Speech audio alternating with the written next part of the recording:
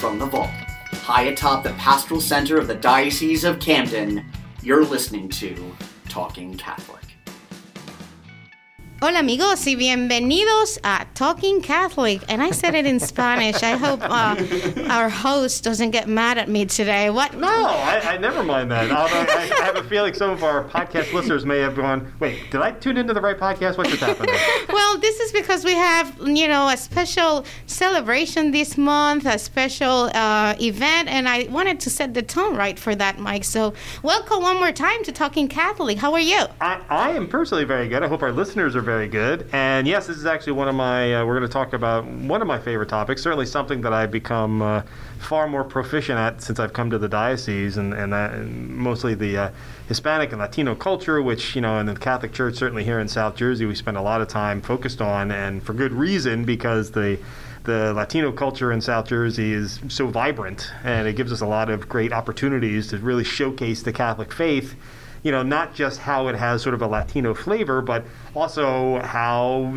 all of the cultures of South Jersey can sort of integrate into the Hispanic ministries that we have in South Jersey. And one of the things we're doing is one of my favorite events, which is the annual Diocesan Hispanic Mass that takes place on the 25th this month, right? Yes, that's right. I'm very excited about that. Plus, we're going to put this out just at the tail end of Hispanic month, which is an unusual month, and that it starts on September 15th and goes to October 15th. Yeah, we want to let our listeners know how much we value the Latino community in the Diocese of Camden. We have a bishop who speaks Spanish, in case you guys didn't know, and he loves Latinos, so I feel so loved in this diocese. And we have more Latinos than Anglos in this table today, Mike. So I'll be introducing. I don't mind being overrun with Latinos. I love it. So with us we have today Andrés Arango, who is the Bishop's Delegate for Hispanic Ministries in the Diocese of Camden. Welcome one more time. Hello, Marianela. Hello, Mike. It's a blessing to be here, to be sharing, especially in this particular month, the Hispanic Heritage Month. Thank you so much for the invitation. It is great to have you. And with us also we have Marianne Zayas, who is the Director of Parish Services at the Cathedral of the Immaculate Conception here in Camden. Welcome. Thank you so much. It's a pleasure being here with you, Marianela, and Mike and Andres, and to share the love that we all have for the Latino community and being able to represent our culture is fantastic. We're happy to have you. Yeah, it's really something that when, the Latino culture has been here for decades, of course, and longer than that, actually. But with the arrival of Bishop Sullivan, who has a deep love and appreciation and has been among the culture of the Latinos since literally his priesthood began in 1972, when he was sent to... Where was he sent again? To the Dominican Republic. To the Dominican Republic by his cardinal at the time to really, he was just a young man. He was in his late 20s, early 30s. And his cardinal sent him down there to really understand Dominican culture in particular, because there was a large Dominican enclave in New York City that he was going to be sending Bishop Sullivan to. But also to really become good at the language, which, as you know, Marianela, every year I say, I'm going to learn Spanish this year. Mike. And every year I fail miserably at it. So I'm going to keep trying. You're getting better, I have to say. I understand. I will admit, because we do so much work with, my department does so much work with some of the Hispanic ministry programs, I do watch everything, and I am going, I get I know what he's trying to say. I get it. I couldn't say it, but I get it. But now I have to get into the saying it part, because the thing as a communications professional that I think it's important in my department is, that we need to be able to speak to all cultures, right? And the immigrant population in general, but the Latino population specifically, is something that I think every diocese needs to make sure that it's doing a good job of communicating out. Fortunately, in my department, it's almost been made moot by the fact that Andres does such a great job with all of his communications. He's now gotten into video production over the last 6 months, and he's creating these great videos on the Hispanic Ministry Facebook page, which I really love. They're outstanding.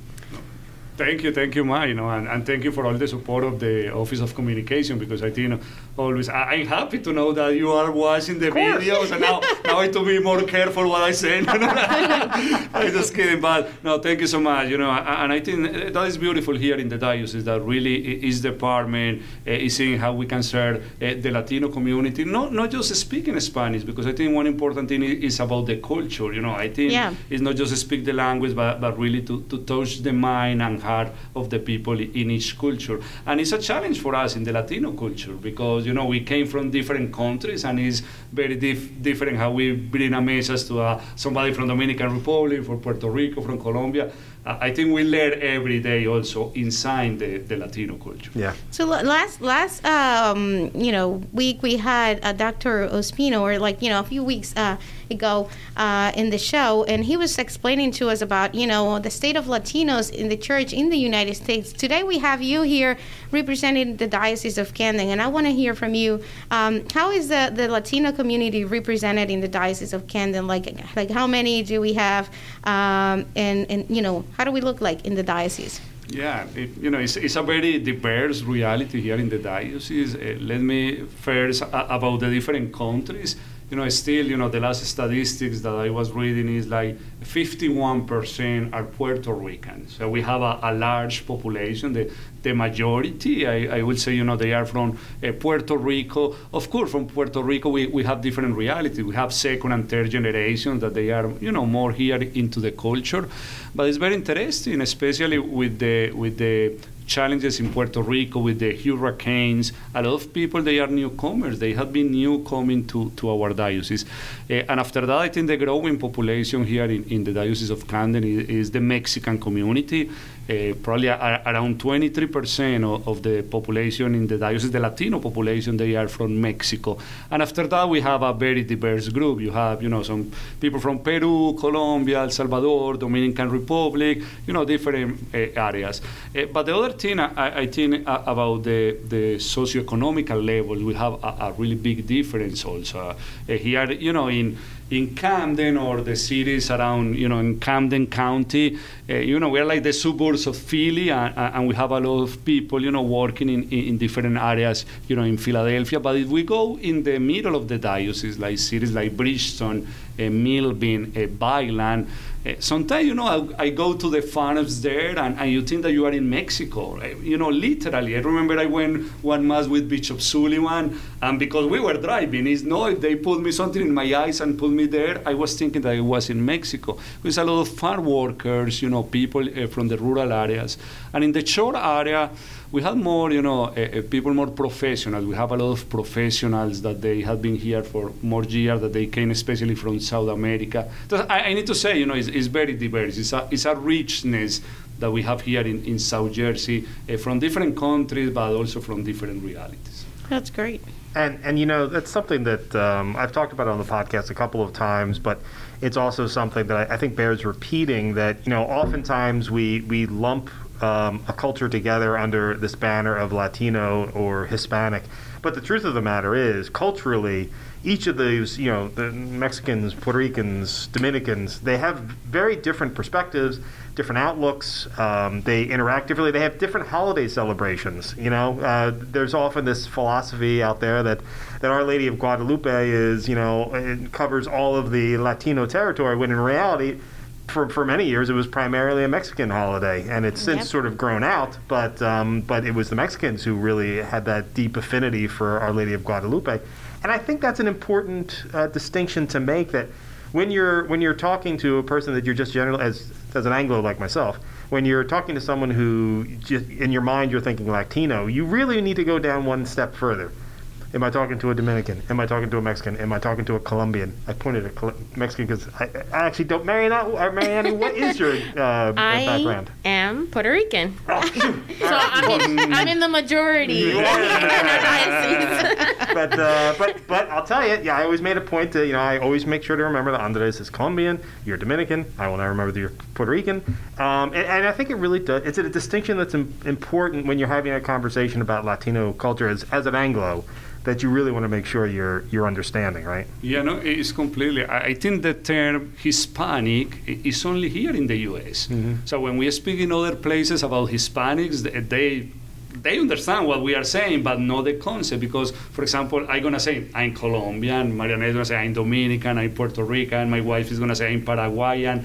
Really, we came here together as Hispanics. It's very important to understand that part of the culture. But I think also it's beautiful because here in this country, we are immigrants. By the way, also the immigration reality is very different because we try to put all the Latinos in the same box, And of course, we need to understand the different realities. It's a blessing people from Puerto Rico, they are U.S. citizens, but we have so many of our brothers and sisters that they don't have documents and they live a different reality. We have a lot of people from South America that they came with worker visa, professionals. So I think still inside of the Latinos, we need to be sensitive about that. But what you say, is right. I remember I used to live in California, and in California, everyone thinks if you speak Spanish, you are from Mexico, and I think it's very important to know where we are coming from. But at the same time, here we are only one family because we speak Spanish, and I think it's also beautiful that we recognize us as Hispanics or Latinos. And that's the beauty of our Catholic faith, is it does cross all cultural borders, and I think that would help us as well to remember that when we're talking to no matter who and whether we're talking to our Polish communities and Irish communities and Italian communities,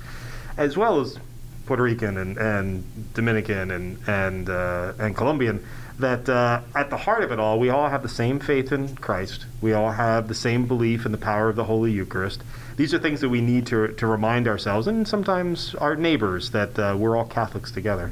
Yeah, when we reach out to to people in our churches, it is beautiful that even in parishes where we have high percentages of Latinos, we try to get to know each other, to get to know what do Colombians do for that, what do Dominicans do, and kind of interact in a way that make us learn about the different cultures. Because as Andres has been mentioning, even though we're Latinos, it doesn't mean we're the same, we eat the same, we dress the same, or we do the same things.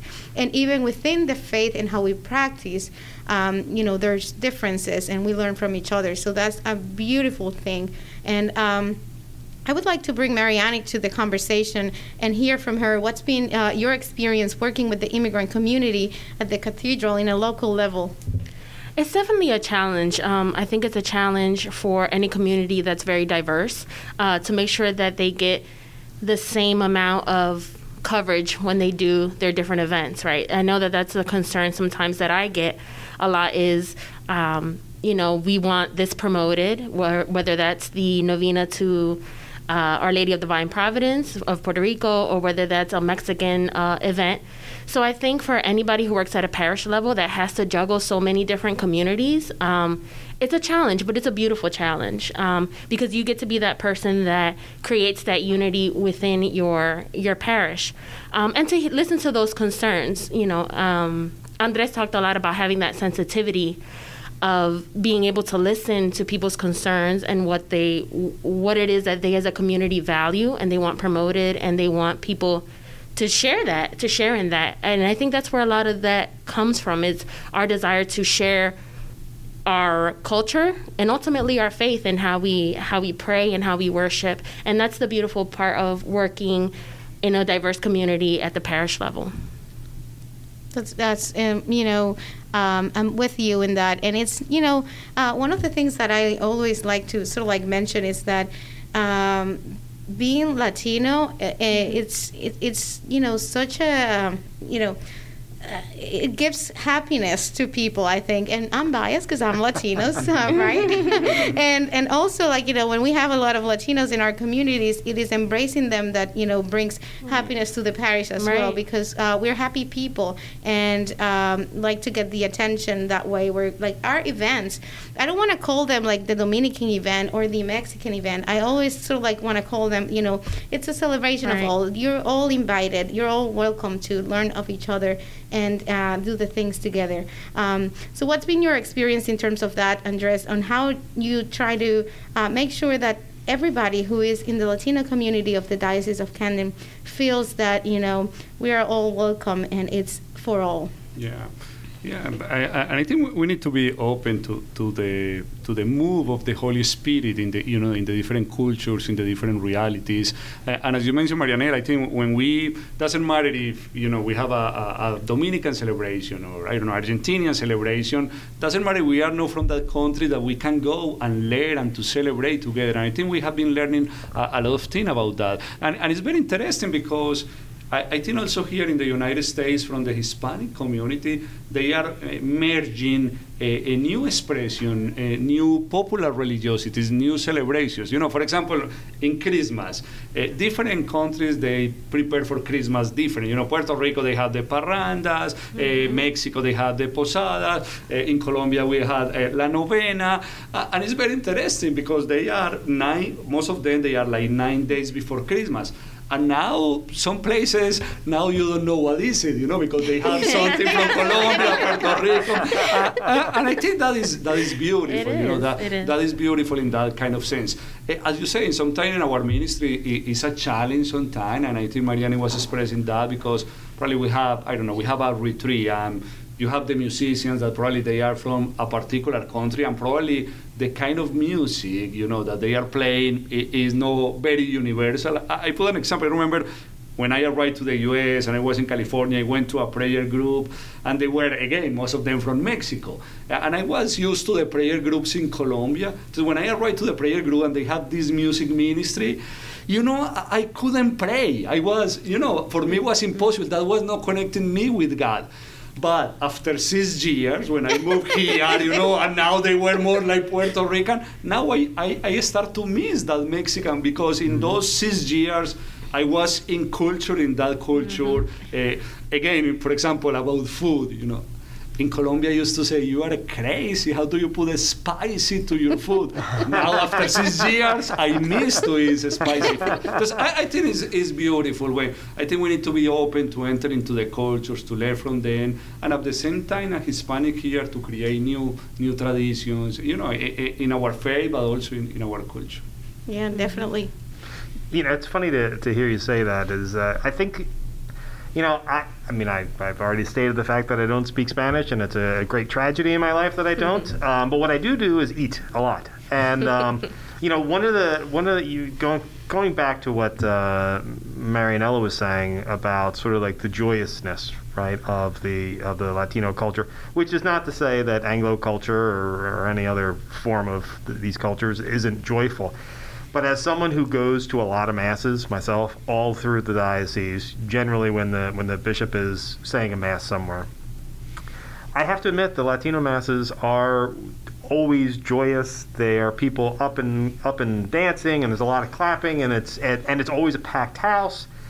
And even to the point of this is something that kind of blew my mind, was just how many people had selfie sticks and were live streaming the masses back to their households where their grandparents couldn't leave, and this was pre-COVID times, or back to the home country so that they could see mass going on in the United States. And it really kind of blew my mind. And what it told me was that I really had to open my mind a little bit in terms of what I was used to at, say, an English mass versus a Latino mass.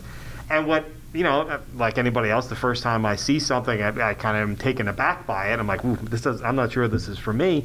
And the more often that I went, I was like, oh man, I love this. Which is why, I'll bring up again, in South Jersey, there's a special mass going on October 25th. And Marianela, what's it about? So it's, I think I'm going to let Andrés describe it, the Celebración Diocesana Hispana, Hispanic Diocesan Celebration on October 25th. And I would like for you to describe it a little bit, Andrés, and what do we do then? And then, Marianne and I would talk about our experiences going to this beautiful Mass. Yeah.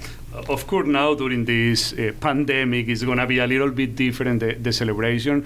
But I think we start this kind of celebration, I don't know, probably 9 years ago.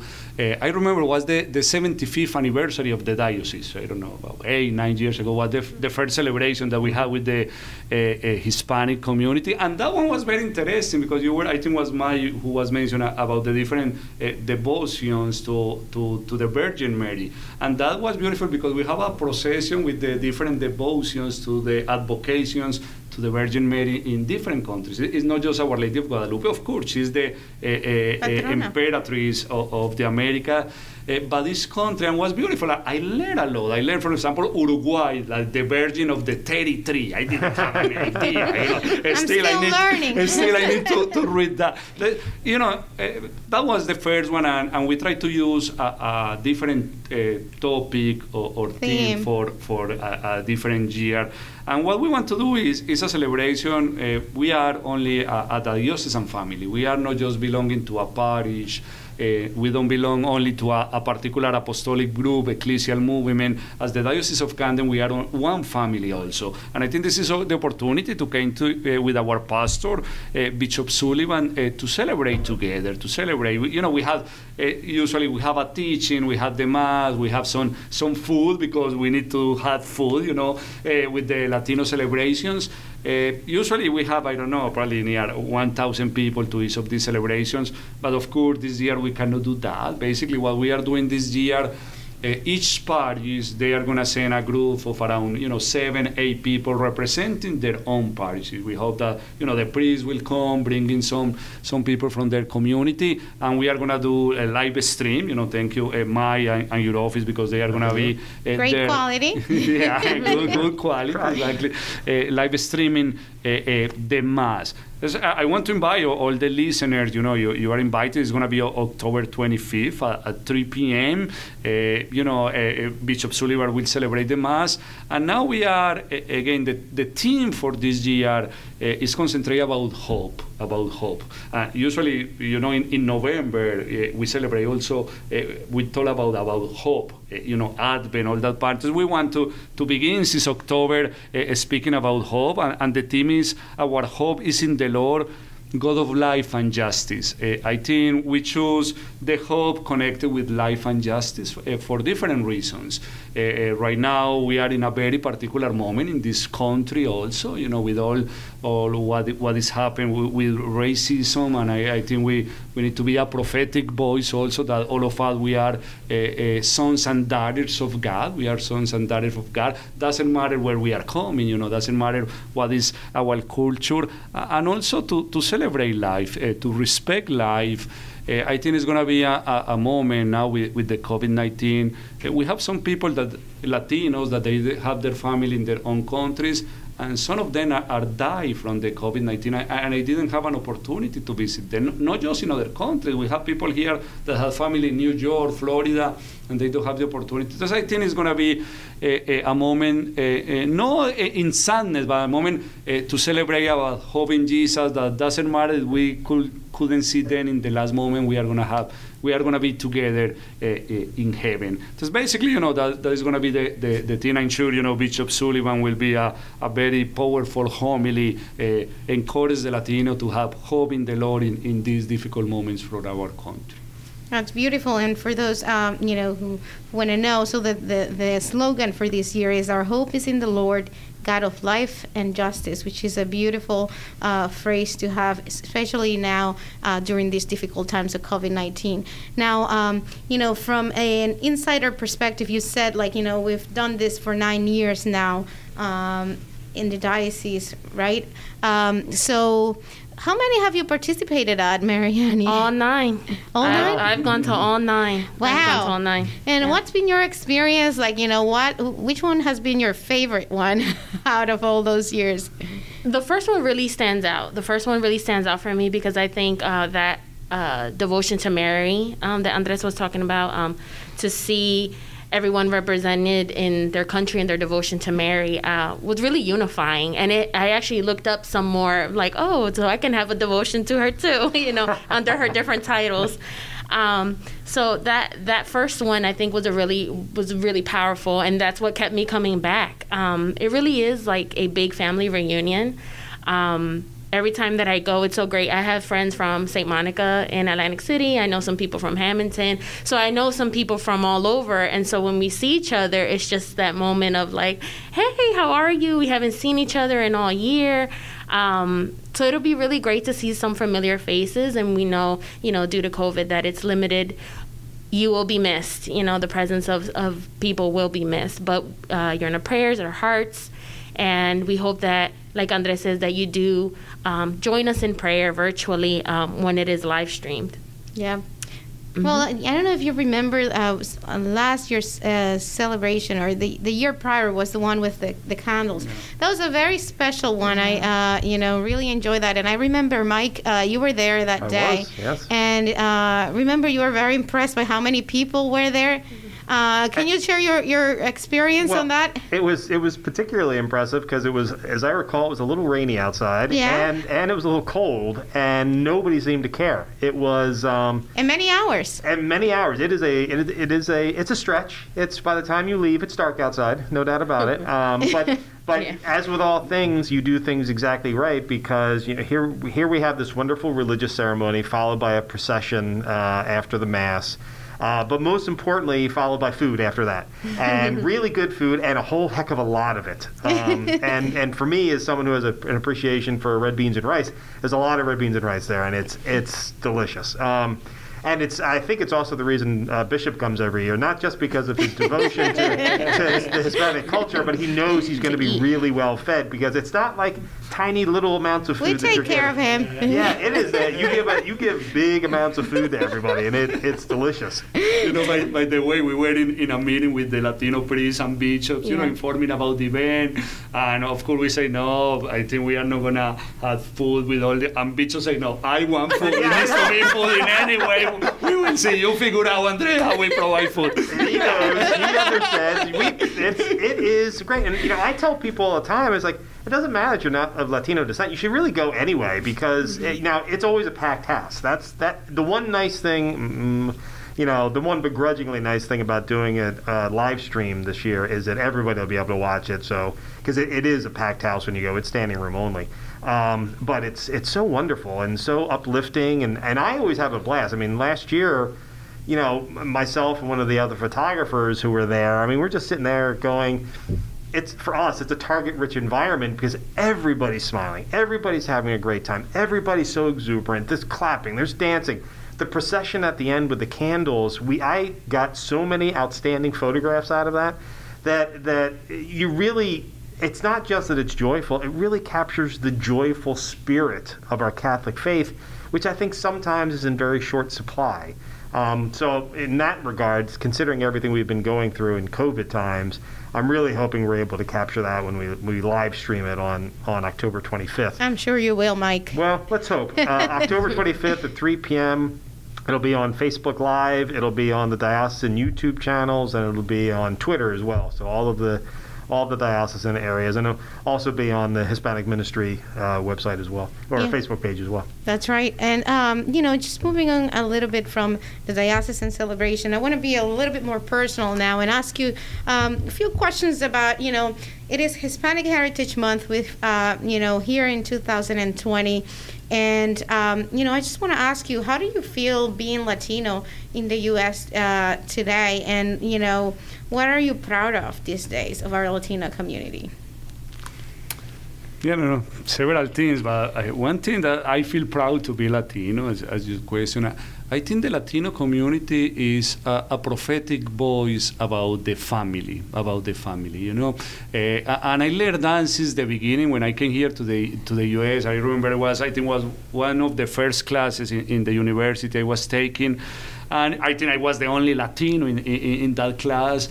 And the professor came to me, a very well-known, theologian, and he told me, I always surprised about the Latino community. I say, why? He say, because you don't leave your house until you get married, and you never are thinking to put your parents in a nursing home when they are older. He say, you fight each other who is going to take care of your parents.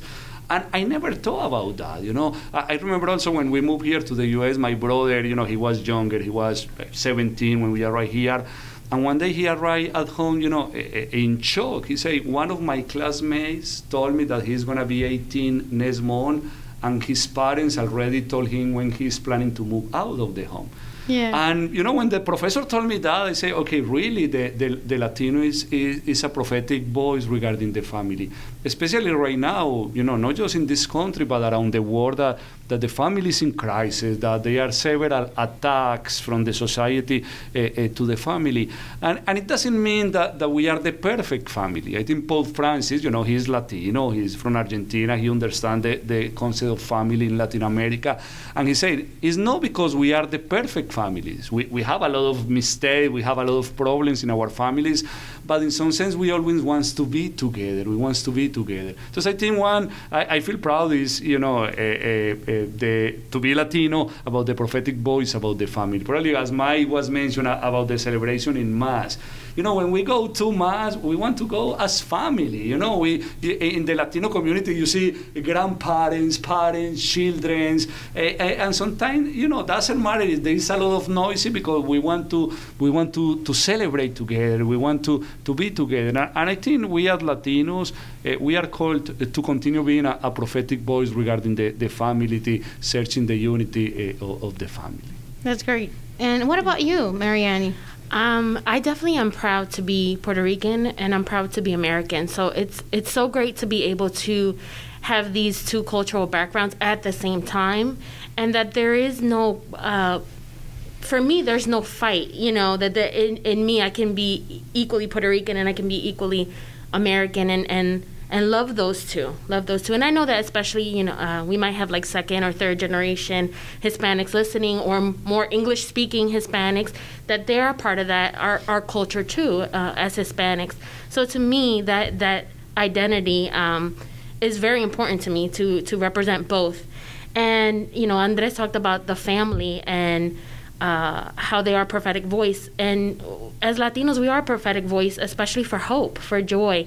During this time in COVID, working at the Cathedral, I've gotten phone calls from people when they needed several things, or sometimes they just wanted a prayer or to talk to someone. And every single time that I talked to a Hispanic family, they were always like, que sea lo que Dios quiera. Let it be what God wills it to be. It was never, even in the midst of them telling me, like, we needed groceries, or, we went through this struggle, or someone, in my home country died from COVID, like Andres mentioned, it was always such a powerful statement that at the end of our conversation, it ended with hope.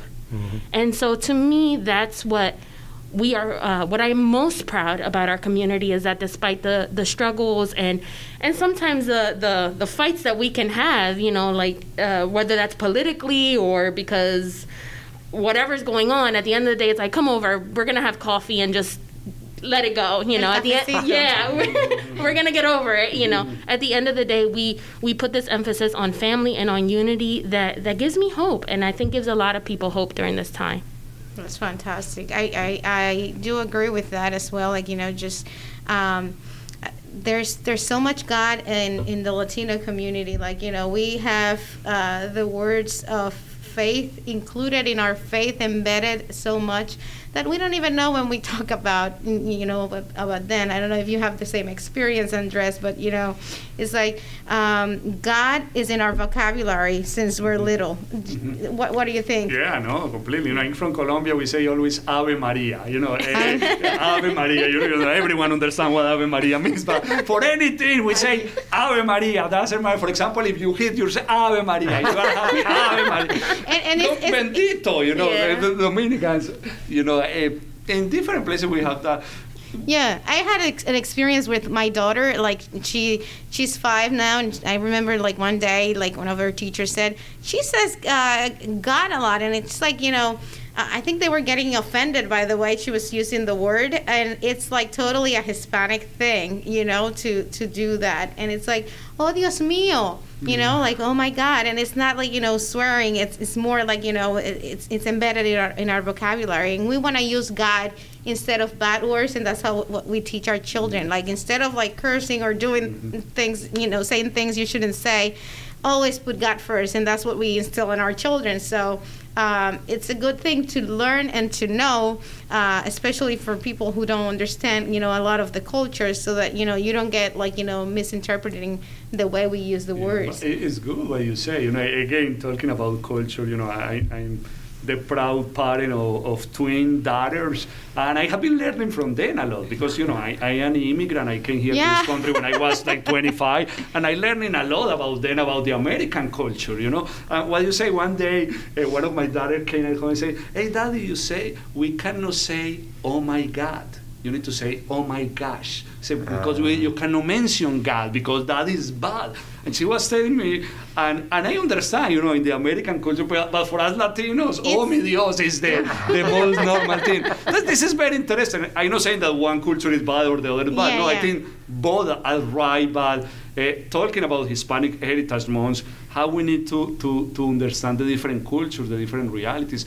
Sometimes also in the same vocabulary, in the same how we express. I remember, let me mention one time, I was in a supermarket. I think in English we say also, God bless you, but I was in a supermarket and I sneezed, and somebody told me, Jesús te ayude. I was in California. Jesús te ayude. Jesus help you.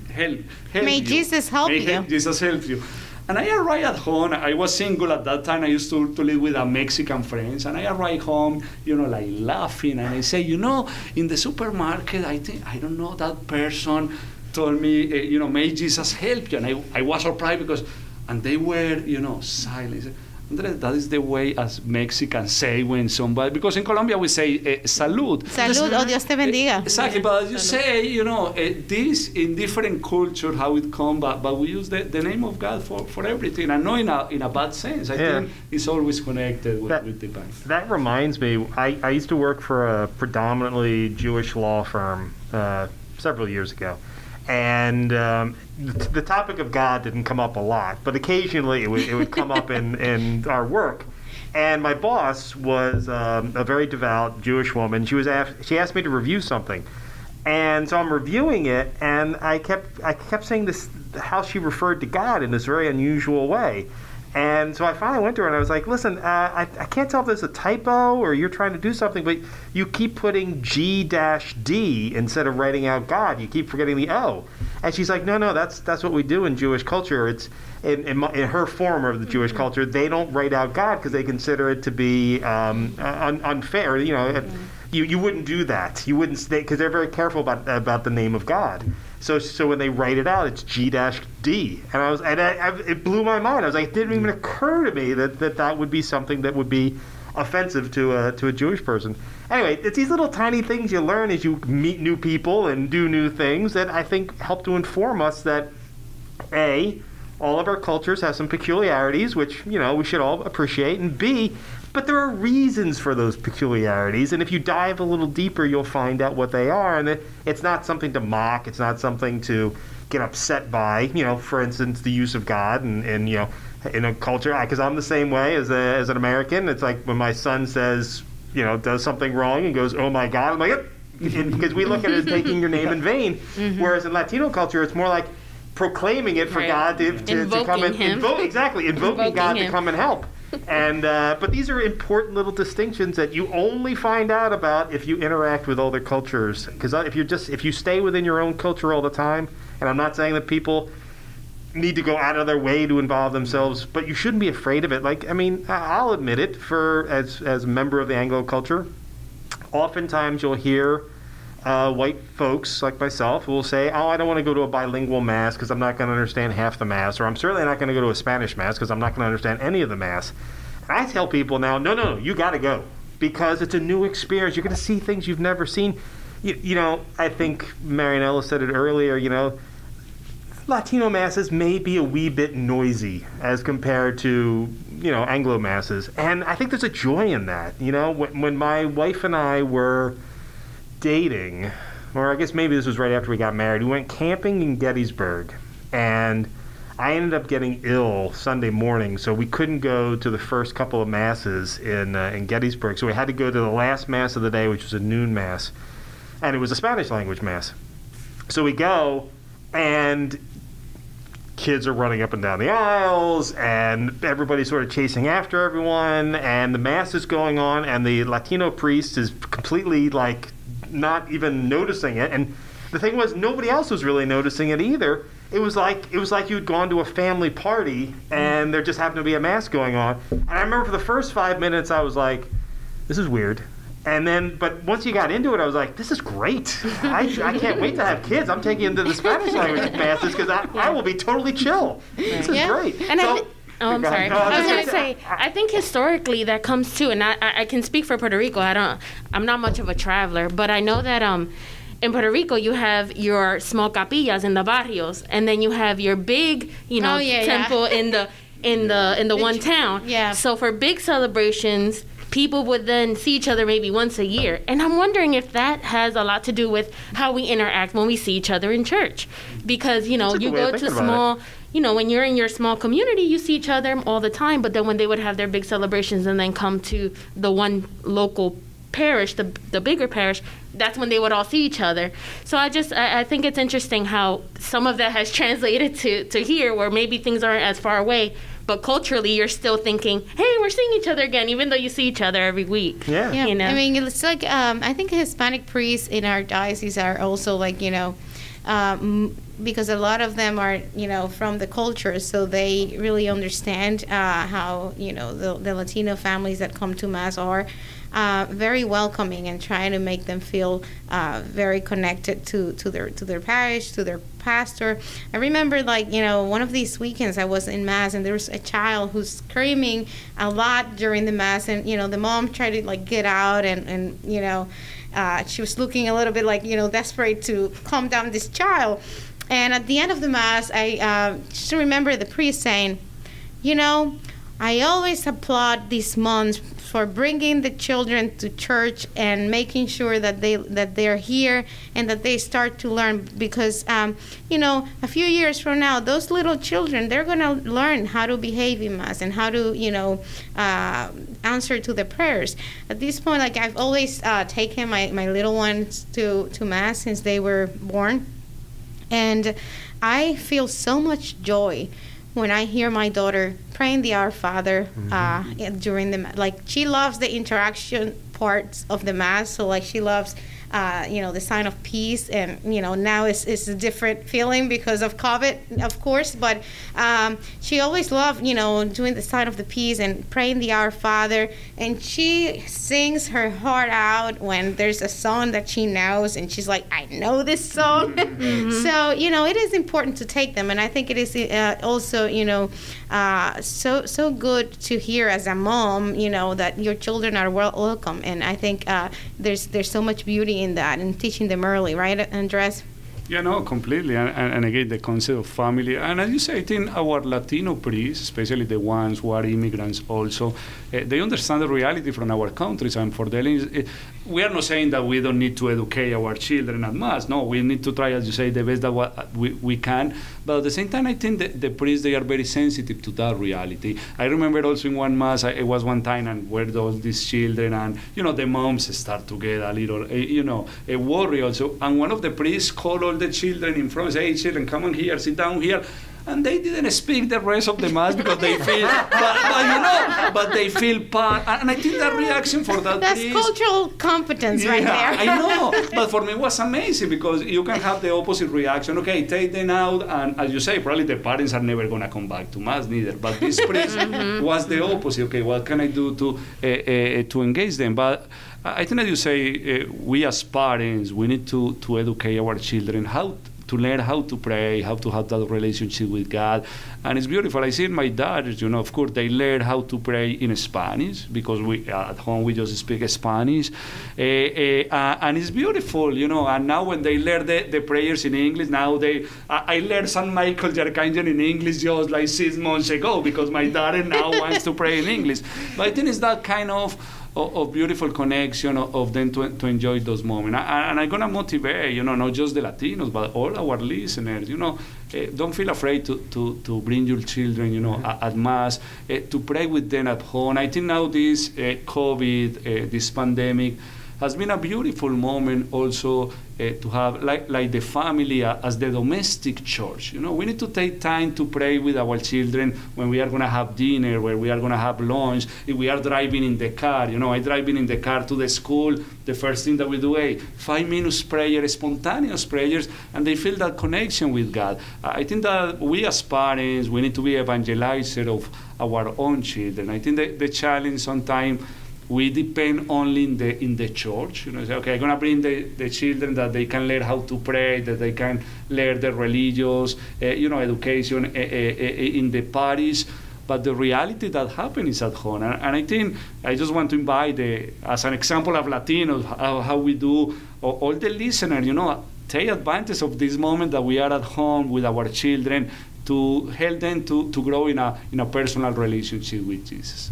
It is personal, and I think you're very right on that. I think we love to pray with our children, get them involved into the singing, into the praising the Lord, and they learn at an early age, and they don't feel afraid of doing that when they get older, because it's more difficult as they get older. So I think the time is when they're born. Start praying with them, right? Yeah. Andres, I think we have a conversation pending about the fifth encuentro. Yeah. This is for the listeners. It was a big celebration, and they've been doing it for years now.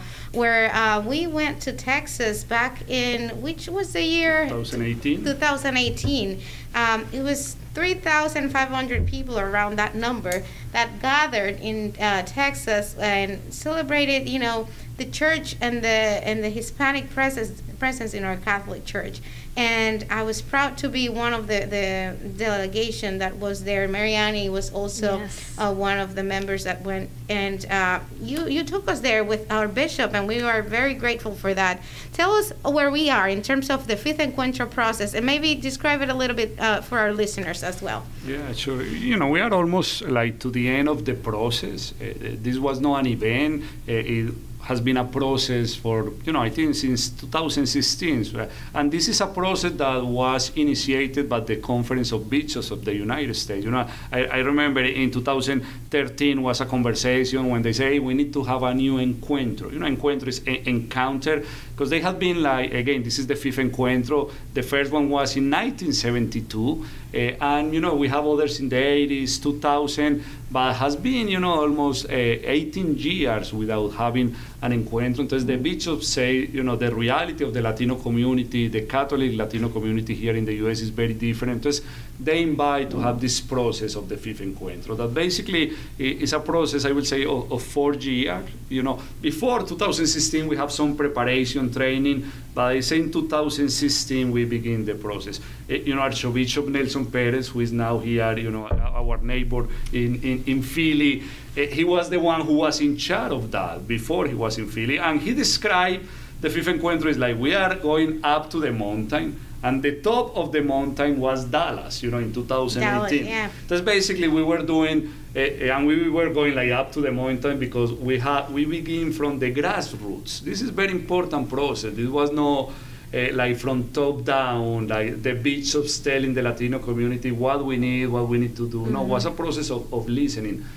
The people in our communities, what are the needs? What are our expectations from the church here in the United States? So we start since a parish level. We have more than 200 small Christian communities here in our diocese in late 2017.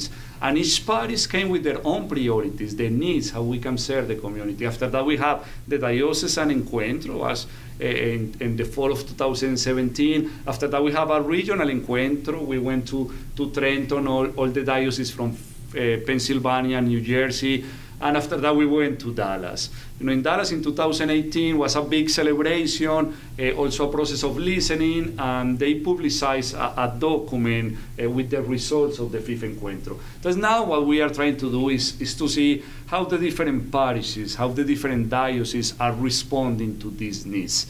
Again, this COVID-19, they put everything aside. We were supposed, remember in April of us, we were supposed to be in Trenton, in the post-fifth encuentro. Yeah. But unfortunately, I think all this quarantine began 1 month before that.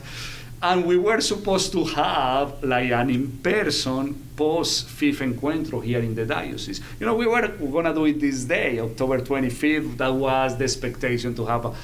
That's basically, we just have, a week ago, we just have the virtual post-fifth encuentro. That's basically, and I think, all these people from communication, from the USCCB, they developed an app, and in that app, the diocese registered, and we had presentation from the nuncio, from different bishops. They were a meeting with bishops, with young adults, and also we have a moment together as Diocese of Camden, where we see, okay, how we are responding, what are the best practices in the different parishes. And I think, again, as a process that will be like the end of the Fifth Encuentro. We went up to the mountain, going down now to the parish level.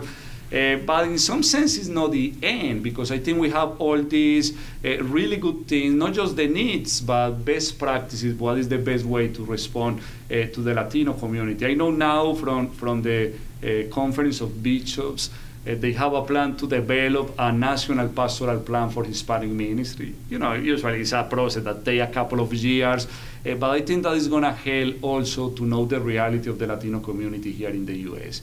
Every day I hear different statistics. I don't know if Hoffman mentioned any statistic, when we talk with him, but probably we can say now the majority of Catholics in the U.S. Are Latinos, and I think it's very important how we respond to that different realities. However, I think one of the big challenges, and we need to continue working with that, is the second and third generation of Latinos. And I always say Hispanic ministry is not ministry in Spanish. Hispanic ministry sometimes in Spanish, sometimes bilingual, and sometimes ministry in English. And I think all this process of Fifth Encuentro has been helping us to respond to that. That's great. And, I would like to hear Marianne and how, was your experience with the Fifth Encuentro since, you were part of it since the beginning as well? I was. So we started at the parish level, and I think it's really important to emphasize how organized it was, how everything, the materials that were given to us, the way we did it at the Cathedral, we used the Fifth Encuentro, all the materials that were given to us as a way to prepare for Lent. So we did small groups. We used the materials given to us to kind of go through some questions and to prepare our community to evangelize, which is the whole point of the Fifth Encuentro process, was to what are the needs and how do you address those needs through evangelization and through contact with real people in the community. So that's how we implemented it at the Cathedral. And I know it's going to embarrass him, but Father John at the Cathedral has been amazing. He was also there at the Fifth Encuentro with us in Texas. And to have his support has been so meaningful. We're actually meeting next Tuesday with myself that went to the Fifth Encuentro, with another representative that went to the convocation in South Jersey, and someone from the Pastoral Council. So we're meeting together to see how things were implemented between those two events, and what are the things that we are doing moving forward, what needs to be done better, how things can be implemented in a different way, what's worked, what hasn't. And so to have that kind of support from your pastor, from someone who gets it, from someone who understands what the process was like, was there, and wants to hear that voice is amazing. Is amazing.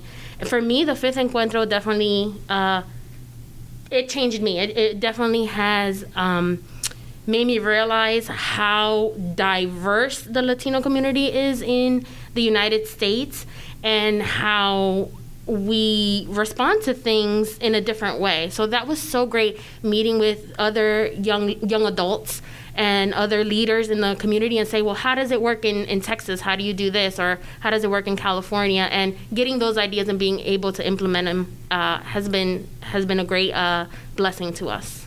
Well, that's I think a great way to sort of get the final touches for the podcast today. It's definitely great to be part of this wonderful Latino community of South Jersey here in the Diocese of Camden. We are very proud of our bishop and all the work he has pushed to be done here in the diocese, so that the Latino community is not only welcome, but is also included, and it's also integrated into everything that's been done diocesan-wise. Mike? Oh, I would agree. Bishop Sullivan turned 75 in March and put in his resignation to the Holy Father. Who knows when it'll be accepted? It could be tomorrow. It could be 2 years from now. But I know that one of the things that he's proudest of was what he was able to do to support the Hispanic ministries in the Diocese of Camden. And truthfully, we do a lot of recordings with Bishop, and the times he's happiest is where he's doing his Spanish language recordings. He becomes the most animated. He becomes the most joyful. He loves it when Andres is there. He loves it when Marianela is there, because we always have these two there just to make sure his Spanish is right, because like any Anglo, he doesn't get every word right. You two have always been good about letting him know when things go a little sideways. Mm-hmm. But I think he's a fine example of someone who grew up as an Irish Catholic in the Bronx, and here he is now working with these for the entirety of his time as a priest. He's been working with these Latino cultures and loving every second of it. And if a good Irish Catholic from the Bronx can do it, I think we can all do it. Yep. So thank you, everybody, for listening, and we'll catch you all again next week. Bye, everybody. Thank you, our guest. God bless.